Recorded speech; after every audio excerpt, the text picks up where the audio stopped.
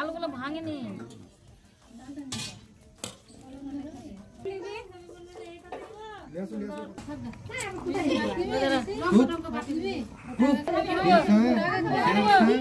পাতে কিচ্ছু নাই।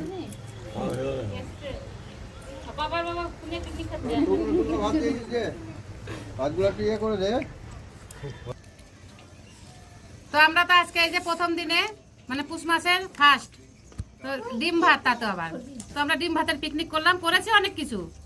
তো এইখানে এই যে মান সিদ্ধ করেছি, সবাই একটু করে করে মান সিদ্ধ, লাউ পাতা বাটার চাটনি, পাঁপড় ভাজা, বাঁধাকপি, ডিমের ঝোল, চাটনি, স্যালাড, অনেক কিছু।